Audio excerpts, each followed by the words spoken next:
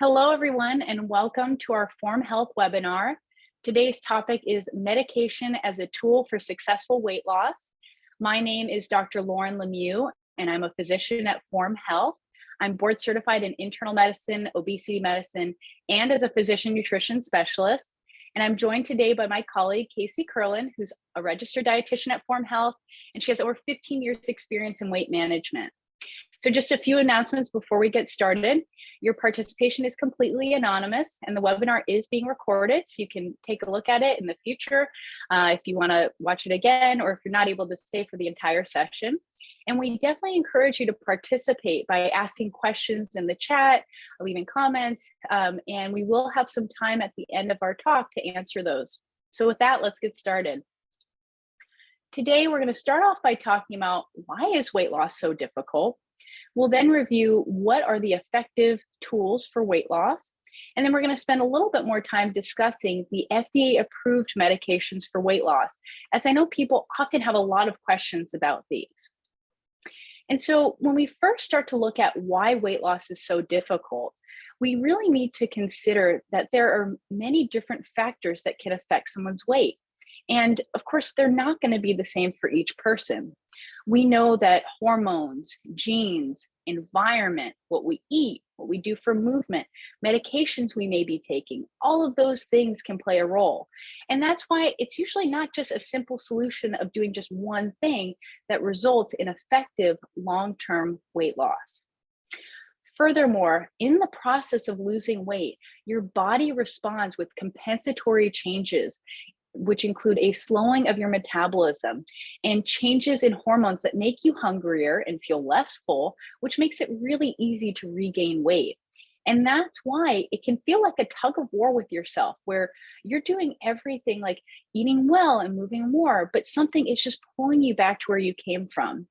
And unfortunately, what studies show is that the majority of people who attempt to lose weight on their own are very likely to regain the weight that they do lose over time.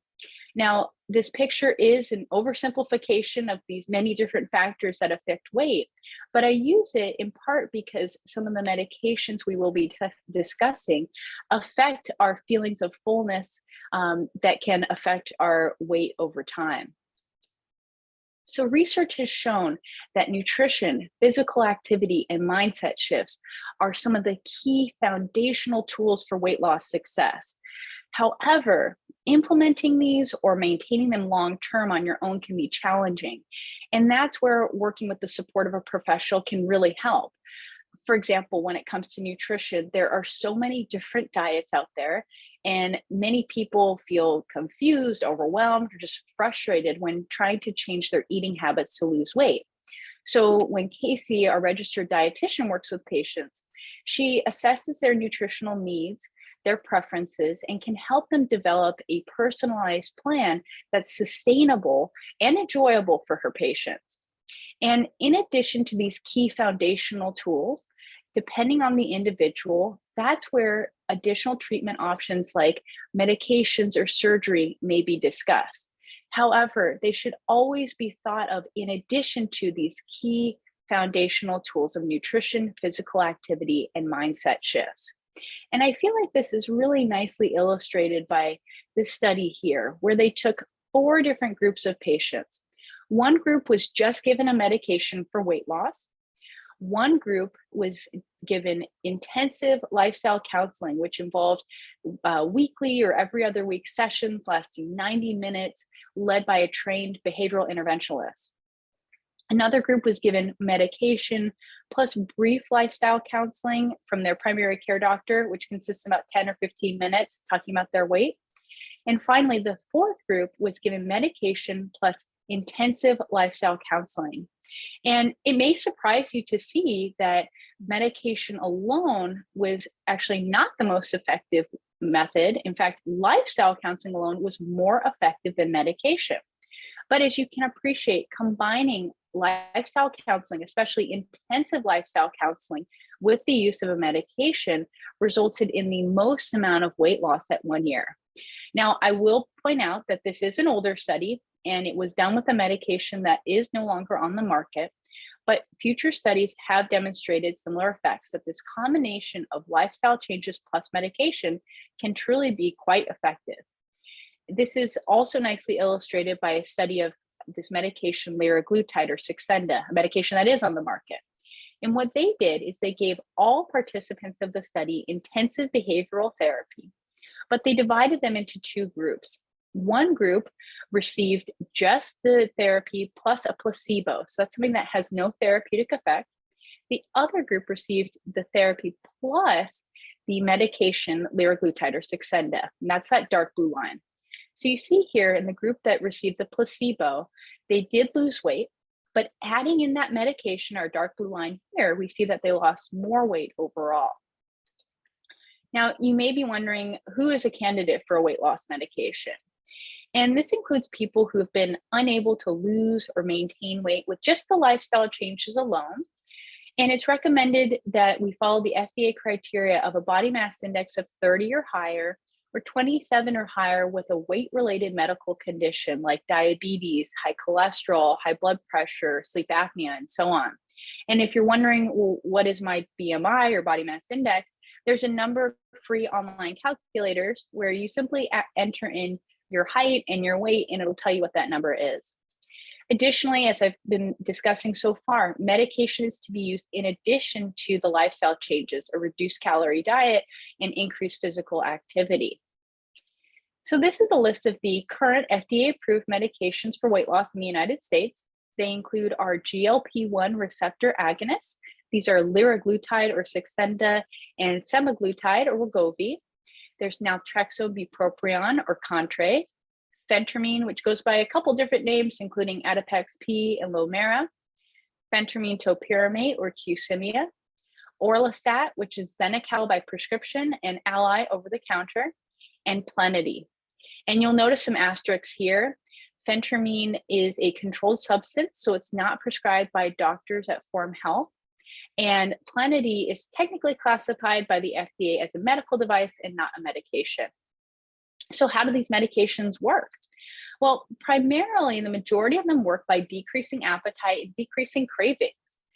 Additionally, the GLP-1 receptor agonist helps slow down digestion, which can increase feelings of fullness, providing that stretch in the stomach. Orlistat does not affect our brain in decreasing appetite, but how it works is actually blocking the absorption of fat from our diet. So assuming you're eating a meal that contains some fat, you're going to absorb fewer calories from fat when taking this medication. And finally, Plenity works by physically occupying space in the stomach. You take 3 capsules with 2 large glasses of water before lunch and dinner, and in the stomach, the capsules expand to form a fibrous gel that takes up about a quarter of the stomach volume. Now, there are also medications that are FDA approved for other medical conditions, but can also promote weight loss. For example, other GLP-1 receptor agonists like semaglutide as Ozempic or Rybelsus, metformin, naltrexone, topiramate, and zonisamide. And you may be wondering, well, why would we use one of these medications on the right and not one on the left? Let's say, for example, we have a patient who's a great candidate for a GLP-1 receptor agonist like Wegovy, which is semaglutide, but perhaps their insurance doesn't cover the medication. Insurance may cover it for them as Ozempic, especially if they have a condition like type 2 diabetes, for which Ozempic is FDA approved. So how does a doctor choose the right medication for a patient?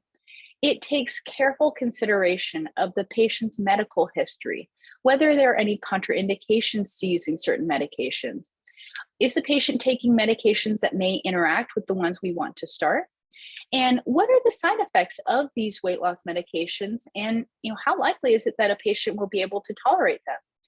Additionally, we do keep in mind if a patient has another medical condition that might benefit as sort of a dual effect from the medications that we're using for weight loss. An example I'll give is for a patient who might have depression, for example. The medication Contrave contains bupropion, and bupropion is antidepressant. So while helping them lose weight, it may also help with their depression. furthermore, it can be helpful to work with a doctor who specializes in weight management, like myself or my colleagues at Form Health, because we have experience prescribing and managing these medications, whereas other providers may not have that expertise. I think it's also important to highlight what weight loss medications don't do. So there's oftentimes a conception out there that, this medication is going to make me rev up my metabolism or burn fat. And the reality is these FDA-approved medications do not significantly increase our metabolism, where now you're burning an extra, 400 or 500 calories more a day. Medications do not replace a healthy diet and physical activity. And I say this every time, that there are many benefits to a healthy diet and activity that go beyond any number on the scale and are very important for our overall health, as well as preventing and treating other chronic conditions. Medications do not address underlying life stressors, and they do not work for everyone. I also point out that there is the potential for regaining weight that you lose if you're taking a medication and later on stop it. And this is illustrated very nicely by a study of semaglutide, 2.4 milligrams, or Wegovy. And what you're seeing here is in this orange line, over time, people are taking semaglutide and they are losing weight. And then when we get to week 20, they divided the participants into two different groups. One group continued on the medication, and that's that dark blue line we're seeing here. And you're also seeing that as they're continuing with the medication, they're losing weight, and then at about a year, maintaining that weight loss. The other group received a placebo instead. So again, something that has no therapeutic effect. And I'd like to point out that they're not even maintaining the weight that they lost. They're actually regaining that weight over time. And while this has been demonstrated in this study here of semaglutide, it's also been demonstrated with the other medications used for weight loss. So in addition to calling them weight loss medications, I also think of them as weight maintenance medications. So let's talk about what we do at Form Health. When a patient joins Form Health, they are paired with an expert physician who's board certified in obesity medicine and an experienced registered dietitian. And together, we get to know you, understand your unique background, and formulate a personalized plan involving nutrition, physical activity, and mindset shifts, these key foundational tools.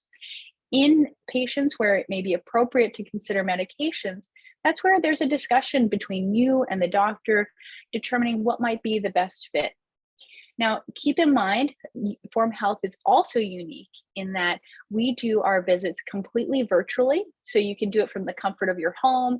I even have some patients who do it on their breaks from work. And you get to work with your doctor and your dietitian really at a time that's convenient for you and fits in with your lifestyle.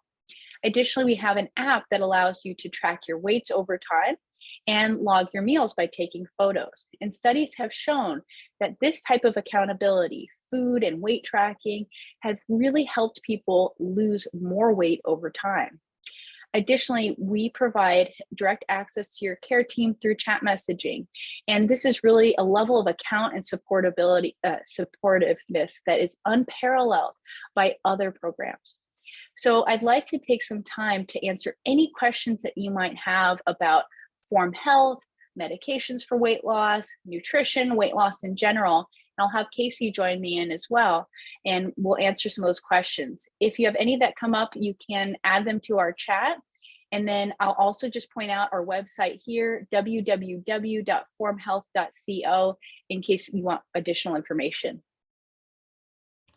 Okay, great. Yeah, we have a few questions that have come in, but please keep posting them if anything comes up. So one of the first questions was with the medications, doesn't slowing down digestion, which is something that the medications do, does that also mean that you're slowing down your metabolism? It does not mean you're slowing down metabolism. By slowing down digestion, it means that the emptying of the stomach, so the passage of the contents from the stomach into the small intestine, is delayed. And so the main effect that that actually has for patients is it can make them feel a little bit nauseated and can also cause some acid reflux. And then another question that came in is, how long after reaching one's target weight do they remain on the medication? And are these medications safe to keep taking long term? That's a great question. So the first question is, how long do you remain on a medication? And the reality is we look at these as medications for chronic weight management. So that's long term. And one example that's often used is thinking about if you were to have high blood pressure and your doctor starts you on a medication for your blood pressure. When your blood pressure becomes normal after taking the medication, if they were to stop that medication, your blood pressure is going to come right back up. And so the similar experience is what we have with weight loss medications. These medications are blocking normal compensatory changes in appetite that promote weight regain and are effectively helping you maintain that weight that you've lost.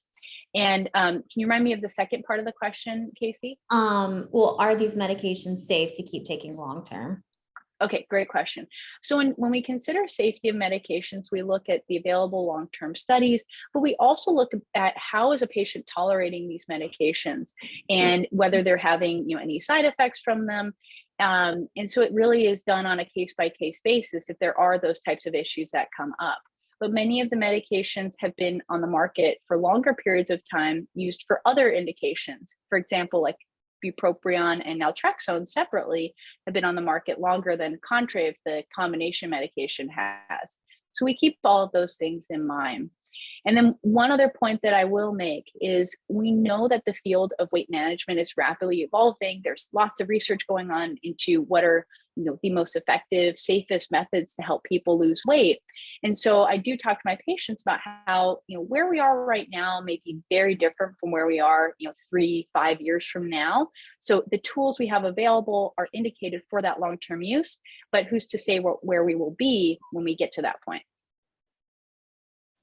And another question was if you could give an example of how you would potentially start the medication and then wean off the medication once you got to your goal weight.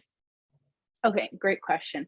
So again, this is done on an individual basis, but let's say a patient of mine says, I just really want to see if I can try being off of this medication. Depending on which of the medications it is, because they all are slightly different in terms of dosing, administration, we might try going down to a slightly lower dose if that's available and watching their weight over time, seeing if cravings and appetite is coming back and seeing how they're doing. But again, it is going to be on a case-by-case basis how we would implement that if we decided to go off of or down on medication. And another question was, can you speak to the insurance coverage of these prescriptions, and does Medicare cover any of these options? That is a great question. So I actually literally just read an article this morning that gave a statistic that only about 40% of private insurance companies cover these weight loss medications. I don't have the citation for that, but it was an interesting report. And I have seen from my experience that many insurance companies don't cover certain weight loss medications, and sometimes not any weight loss medications.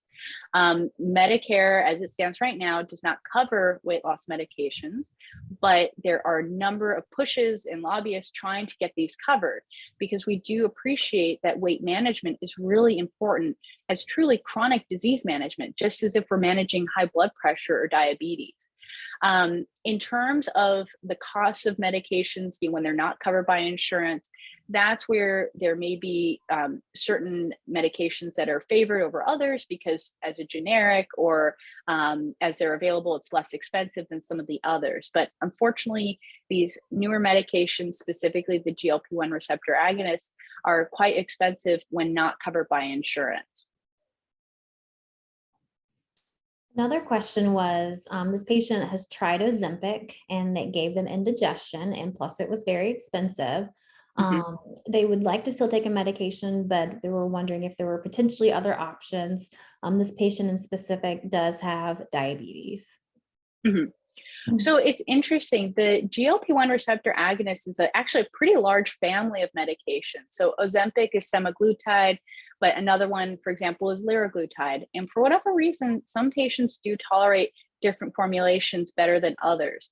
So there is that possibility that you had the indigestion with one, you may have it with another. Some of the other medications that I had listed are not known to have the side effect of indigestion. So that might be something to talk to your doctor about if one of those might be a safe option for you. So that's all the questions we have right now. If anybody else has anything, please add it to the chat or the Q&A section. Okay, great. And then Casey, while we're potentially generating some more questions, I'd love for you to share a little bit about, your experience working with patients at Form Health, and sort of what is it like to work with a registered dietitian for the patients? Yeah. So, keep in mind our main goal here at Form Health is long-term success. So we spend a lot of time really getting to know you and learning about your everyday patterns and habits. I really kind of feel like I've become part of the family, and I hope a welcome to part of the family for everybody. But this knowledge of you and your lifestyle really helps us to develop a personalized, long-term, sustainable plan for you. So keep in mind, we don't give you a cookie cutter approach. We work together to formulate a really good individual plan for your lifestyle. Excuse me. And, working with the dietitian, we meet with you about every 2 weeks. You will meet with the doctor about every once a month. And in these sessions, we really just, get to know each other, go over a good main, just overall healthy meal plan, of making sure you're getting adequate proteins, good vegetables and and healthy carbohydrates to make sure that you stay full throughout the day. If anything comes up, we can change your plan if needed. So we really throughout the process just keep adjusting things as we need, as we go. And one of the great parts that I really like the most about Form is our access to communication between visits too. So like Lauren mentioned earlier, we do have the messaging part of the app. So we meet every 2 weeks, but you can also message as much as needed between appointments to ask questions. Some patients will be in the grocery store and they'll snap a photo of a particular item they found and want to know how they can work it in, or they had an unexpected work lunch come up and they're wondering, hey, what could I possibly have at this place that would work within my goals, or there being something came up and they're stressed and they just need, a little pep talk or something. So, we're here between visits as much as you need to kind of keep you on track, and our patients really appreciate that support system. But other things that we work on too is just trying to find ways to increase your physical activity as well. So keep in mind, for this goal, we take it at your own pace. So we work on small ways to add in more activity throughout the day. We don't expect you to stop everything for an hour and go to the gym. If you want to, that's obviously completely fine, but we know a lot of people are crazy busy and don't have an hour to spare. So we find ways that you can maybe add in 5 minutes here or there to just do some quick cardio or strength or something, so that it's more doable. Because a lot of times I find that thought of just starting exercise seems so daunting, to take 30 minutes or an hour out of your day. And again, you don't have to do that. We can definitely work in activity throughout the day, and then it's going to be just as beneficial as stopping for an hour. And then I also, definitely think, actually, I want to jump in there, that yeah. that point you're making about the physical activity. So many of us have this sort of all or nothing thinking, where it's like, oh, if I can't do it for an hour, it's not worth it, or I want to be able to commit 100% to it. And the reality is, maybe right now that's not within the realm of possibility. You have a busy life, you have other things going on, but like you're saying, Casey, if you could just do 5 minutes here, 10 minutes there, it does add up. Exactly. Yeah. And just breaking through those initial barriers and finding easy ways around them for exercise and for changes to your meal plan as well. Mhm. Other things we go through in our appointments are we like to call mindset shifts. So we focus on the emotional aspect of eating, addressing strategies for dealing with stress, emotional eating triggers. We help guide you to start listening to your body, to really develop a sense of when you're hungry and when you're full, and help you to, learn how to stop when you're full.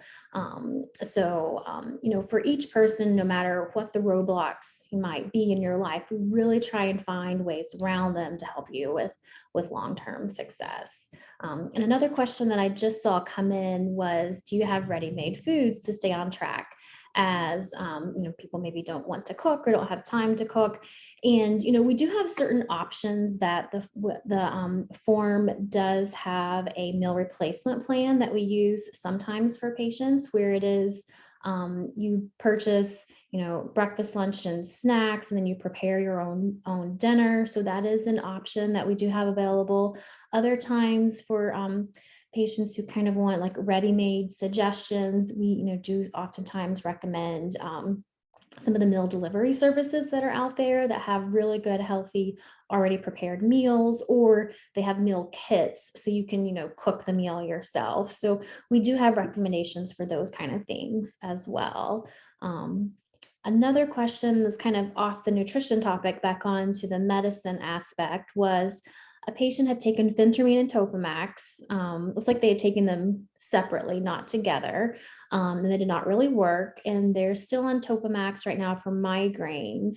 What would be an option since I'm on this now? Mm-hmm. So it really is a more nuanced answer to that question. So we'd have to take into consideration, your medical background and, if there's any other medications that you're potentially taking. But in the past, depending on what's most appropriate for a patient, we might use another weight loss medication in combination with the topiramate or Topamax, and up to the discretion of the doctor, how we might be monitoring if there might be potential interactions.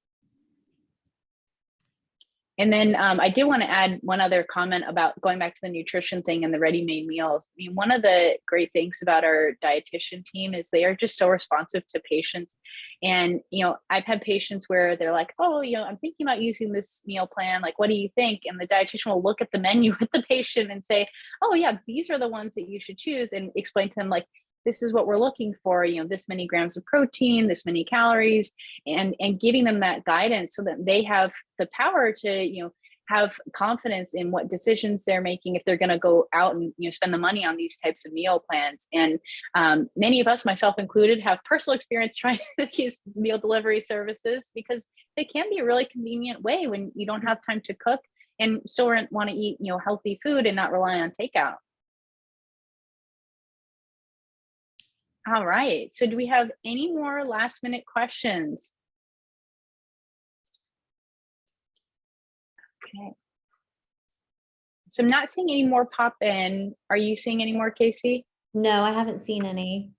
Okay. All right. So I'll just direct you all back to our website. If any more questions do come up, you can take a look at our website here, www.formhealth.co, and our phone number is listed as well if you want to give us a call.